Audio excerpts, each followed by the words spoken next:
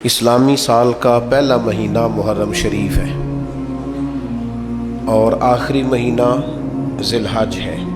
جس طرح ہم بہت ساری چیزوں کو یاد رکھتے ہیں، اس طرح ہمیں اسلامی مہینوں کو بھی یاد رکھنا چاہیے۔ اس کی وجہ یہ ہے کہ ہماری جتنی بھی عبادات ہیں وہ اسلامی تاریخوں کے حساب سے، رمضان کے روزے اسلامی تاریخ کے حساب سے، عید الفطر، عید الاضحیٰ اسلامی تاریخ کے حساب سے، حج کریں گے لوگ تو وہ بھی اسلامی تاریخ کے حساب سے۔ تو ہمیں اسلامی تاریخوں کا، اسلامی دنوں کا، ماہ و سال کا ضرور خیال کرنا چاہیے۔ اللہ تعالی ہمیں اس کی توفیق عطا فرمائے۔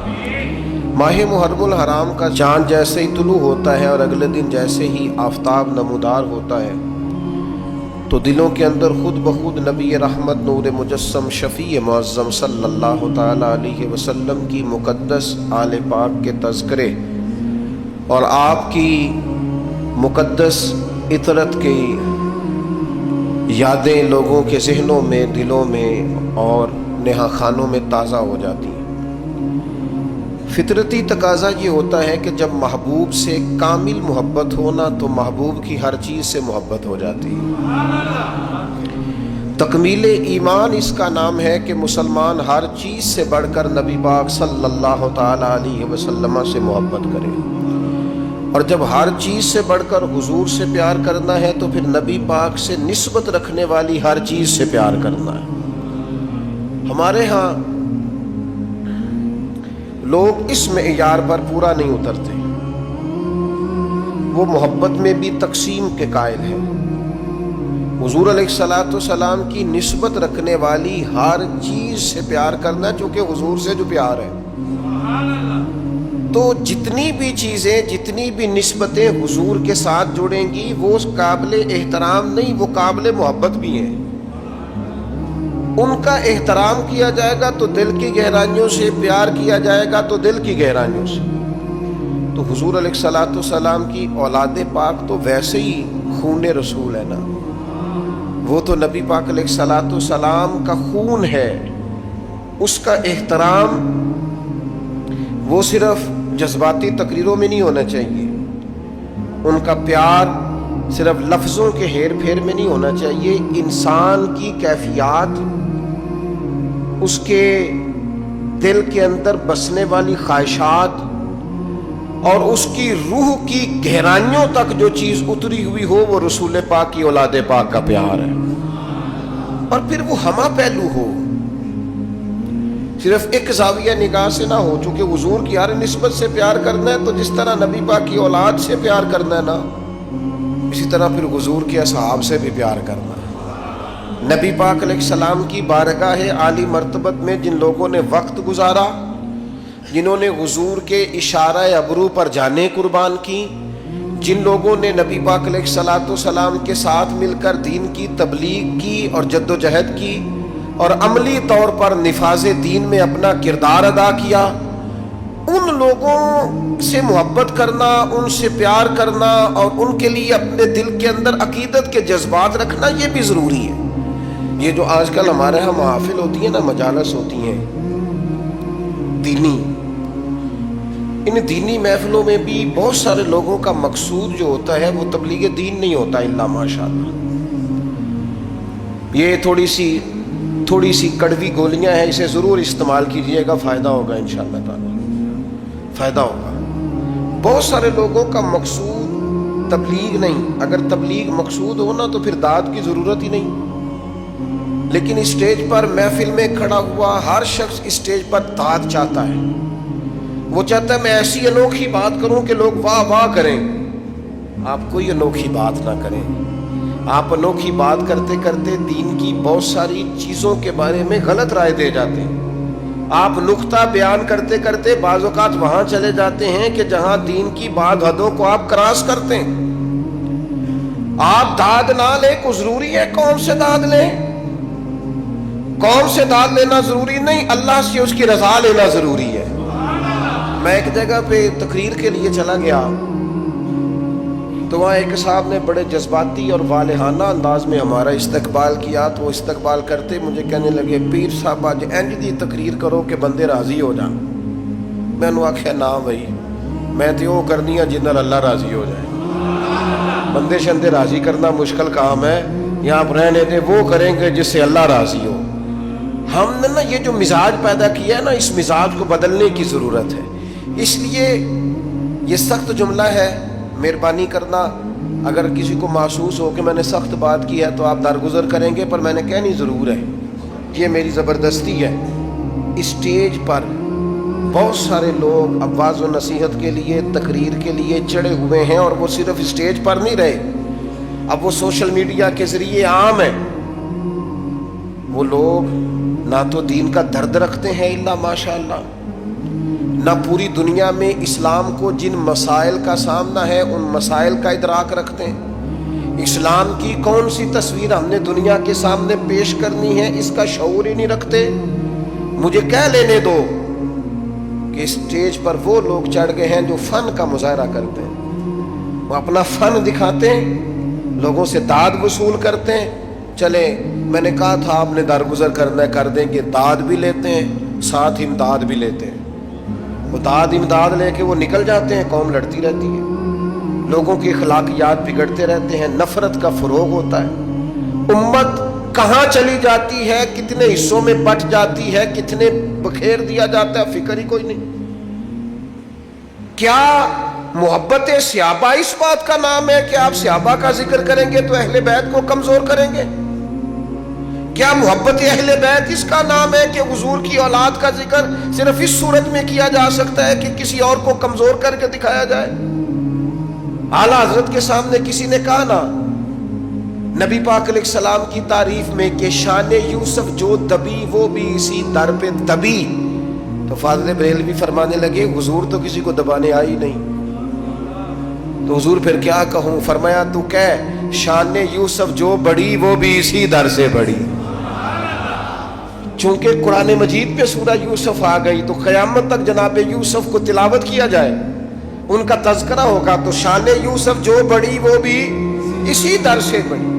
نفرت انگیزی کا ماحول پیدا کیا جاتا ہے, اور اتنی بڑی قربانی جس سے امت کو کھڑا کیا جا سکتا تھا.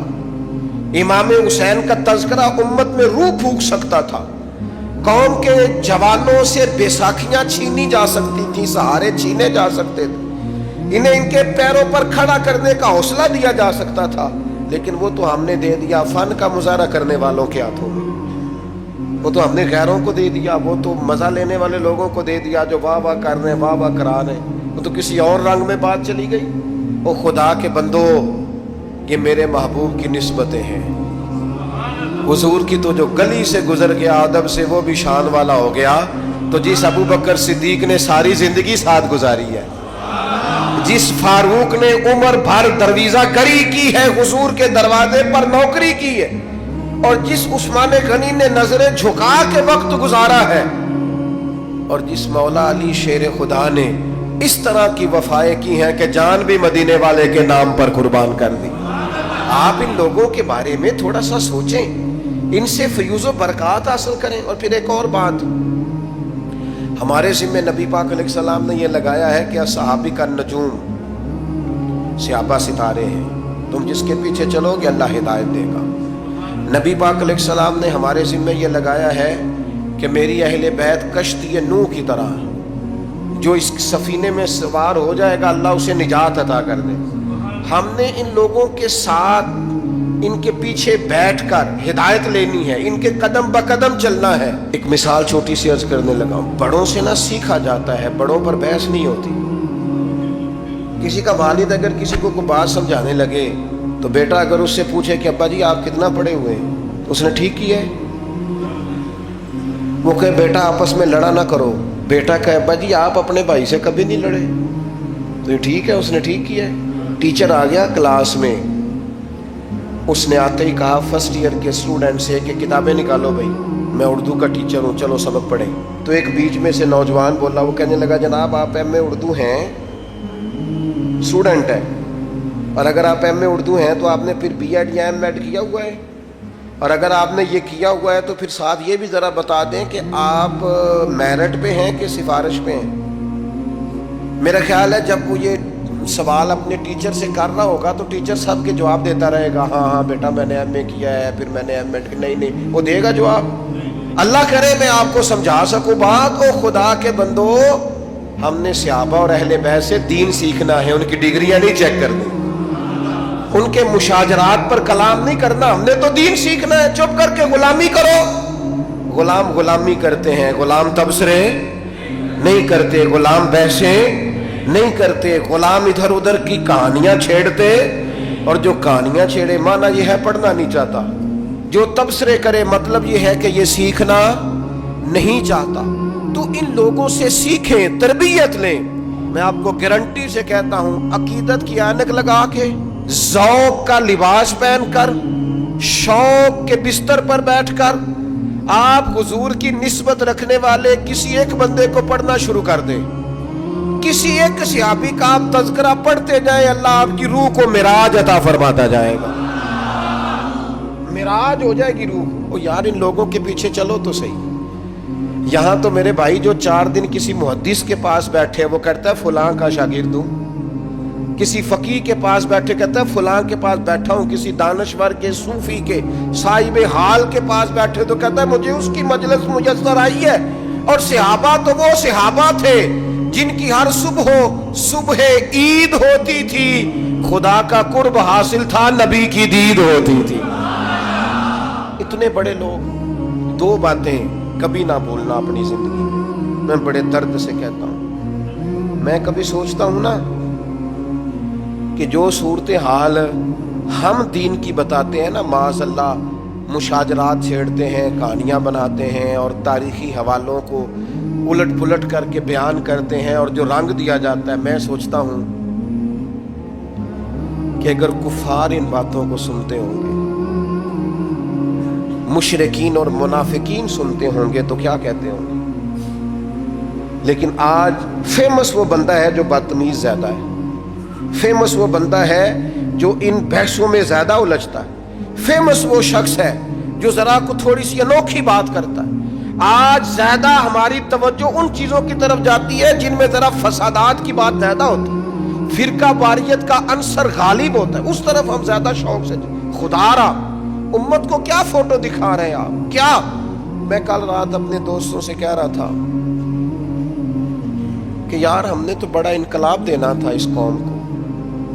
محرم شریف آتا ہے تو بحث شروع ہو جاتی ہے، امام حسین کے نام کا لنگر پکانا چاہیے نہیں پکانا چاہیے، محفل کرنی چاہیے کہ نہیں کرنی چاہیے، وہ شہید ہوئے تھے تو مانا کیا تھا، تو کیا بحث میں گزر جاتا ہے سارا مہینہ لڑائی میں۔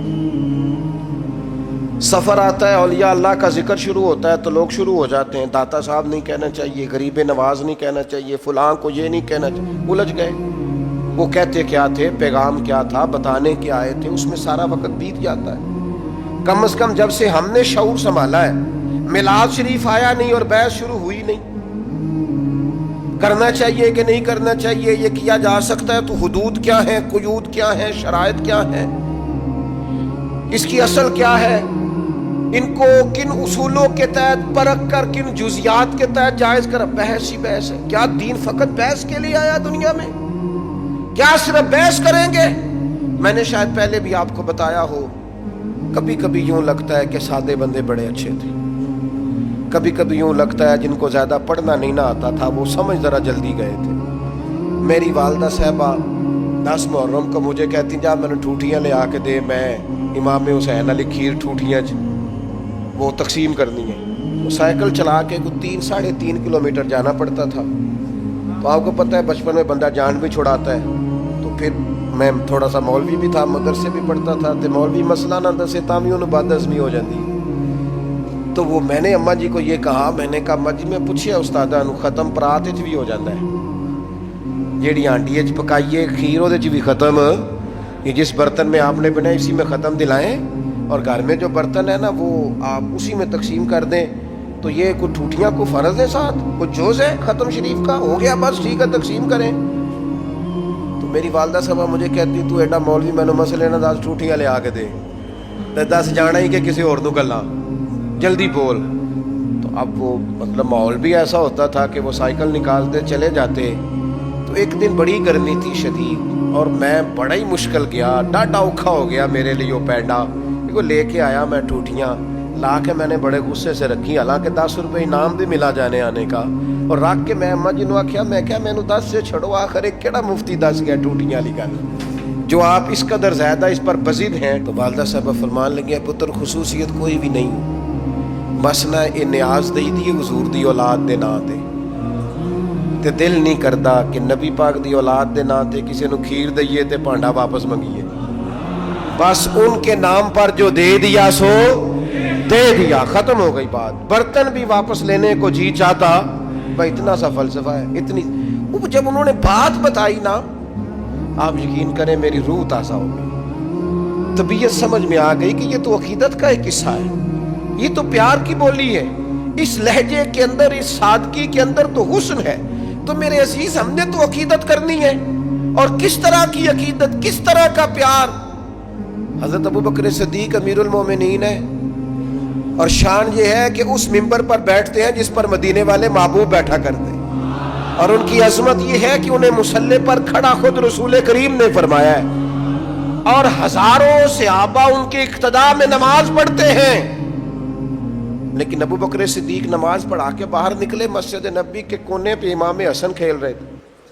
اتنا بڑا آدمی, اتنی بڑی شان, لیکن جلدی سے دوڑ کے جا کے امام حسن کو اٹھایا, ماتھا چوما, سینے سے لگایا, کندھوں پہ بٹھایا, اور چلتے چلتے کہنے لگے, علی ایک بات کروں, کہا کیجئے. فرمایا, حسن کی شکل آپ سے نہیں ملتی. جناب علی نے یوں آنکھیں کھولی تو کہنے لگے, ساری کی ساری شکل مدینے والے محبوب پہ گئی ہے, ساری شباہت ہی رسول پاک کے ساتھ ہے. تیری نسل پاک میں ہے بچہ بچہ نور کا, تو ہے عین نور تیرا سب گھرانہ نور کا. عقیدتوں کے ذائقے پھیکے نہیں ہونے چاہیے, محبتوں کا لہجہ کمزور نہیں. چھوڑ دیں ہر وقت کی بحثیں, چھوڑ دیں ہر وقت کی کمزوریاں, چھوڑ دیں یہ کرنا ہے کہ نہیں کرنا. یکم محرم سے لے کر 10 محرم تک رج کے قرآن پڑھیں, خوب جد و جہد کر کے درود و سلام پڑھیں, جتنی توفیق ہے اتنے صدقات و خیرات کا اہتمام کریں, 9-10 محرم کو روزہ رکھیں, اور ان سارے نذرانوں کا نذرانہ اکٹھا کر کے امام حسین کی بارگاہ میں پیش کریں, اور 10 محرم کو ذرا ذوق سے امام علی مقام کی منقبت سنیں, ان کی تعریف سنیں, ان کے فضائل سنیں, ان کے نانا کریم کی نعت سنیں, دین کی باتیں سنیں. اپنا لہجہ سلجھا ستھرا پاکیزہ اور شستہ رکھیں, الجھی الجھی باتوں سے, بکھری بکھری باتوں سے, نفرت انگیز کہانیوں سے اپنے آپ کو بچائیں, اور سیدھا سیدھا حسین پاک سے فیض حاصل کریں. یاد رکھنا, جس گھر میں میرے محبوب کی اولاد کا تذکرہ ہوتا ہے, اللہ اس گھر میں بسنے والوں کی اولاد پر بھی فضل فرمایا کر. لہٰذا اس الجھاؤ سے اپنے آپ کو. اور دوسری بات یہ ہے, بے ادب لوگ جو ہوتے ہیں نا, بے ادب لوگ, وہ معاشرے میں نحوست پیدا کرتے ہیں. بے ادبی تکلیف دہ ہوتی ہے جس حال میں بھی ہو, بے ادبی اذیت ناک ہوتی ہے.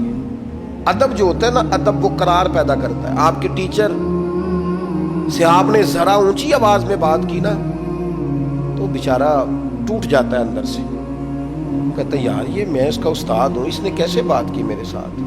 بے ادبی توڑ دیتی ہے. آپ نے ابا جی کو کوئی سخت لفظ نہیں کہا, آپ نے والد صاحب سے بس اتنا ہی کہا تھا کہ ابا جی ٹھیک ہے ساری باتیں, پر آپ بھی کچھ سیانے ہو جائیں, اب زمانہ بدل گیا ہے. اتنے ہی لفظ کہے تھے, تو ابا ساری رات اپنے کمرے میں روتا رہا. وہ کہتا پترو میں تے ٹائم نال ہی نویں کپڑے لینے چھڈتے سن کہ میرا پتر پالے, تے تو آنا میں سیانا ہی نہیں سا. میں نے تو بہت ساری چڑھتی جوانی میں خواہشات چھوڑ دی کہ میری اولاد پال جائے, اور تو کہتا ہے ساری رات باپ روتا ہے, ساری رات. تھوڑی سی بھی بے ادبی تکلیف پیدا کرتی, تھوڑی سی. بچہ جب اپنی مرضی کا, تھوڑے دن پہلے, کچھ عرصہ پہلے ایک بزرگ مجھ سے ملنے آئے تو بڑا ہی روئے, رو رو کے جمعے میں چلے گئے.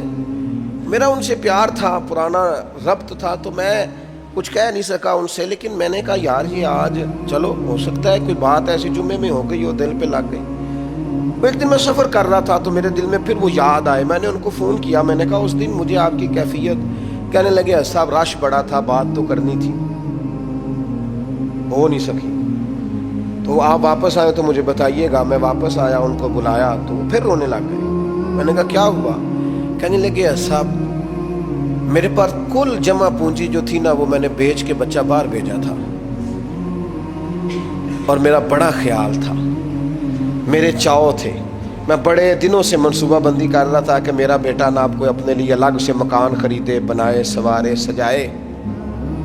لیکن مجھے آج پتہ چلا ہے کہ 1 سال ہو گیا, اس نے تو جگہ خرید بھی لی ہے, مکان بن بھی گیا, مجھے تو بتایا ہی نہیں. دیکھو مینوں کوئی تکلیف ہونی سی, وہ مجھے بتا دیتا. مجھے کہیں سے پتہ چلا ہے تو میں نے اس کو فون کر کے کہا کہ پترو میں گل سنی ہے. وہ کہنے لگا ابا جی بس وہ میں کیا دساں گا تو میں تمہیں سرپرائز دینا سی. کہنے لگے کئیوں غیروں کو زیادہ پتہ ہے مجھ سے, اور مجھے پتہ.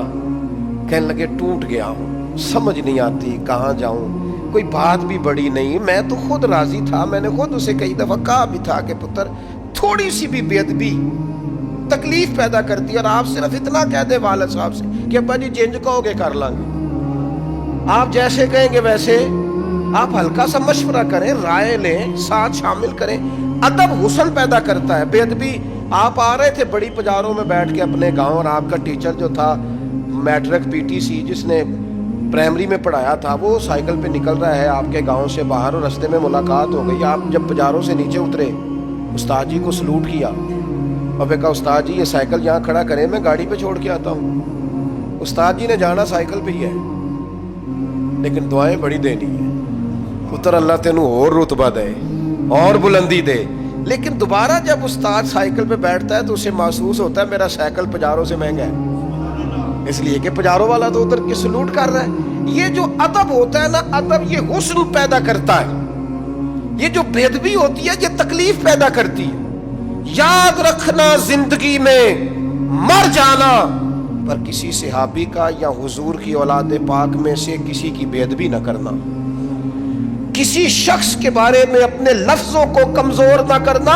یہ معمولی لوگ نہیں ہیں, یہ وہ لوگ ہیں جنہیں اللہ نے محبوب کی غلامی کے لیے چنا ہے. خدا را کبھی اس طرف نہ جانا. بے ادبی تکلیف پیدا کرتی, بے ادبی اذیت پیدا کرتی, بے ادبی خوفناک صورتحال اختیار کر جاتی.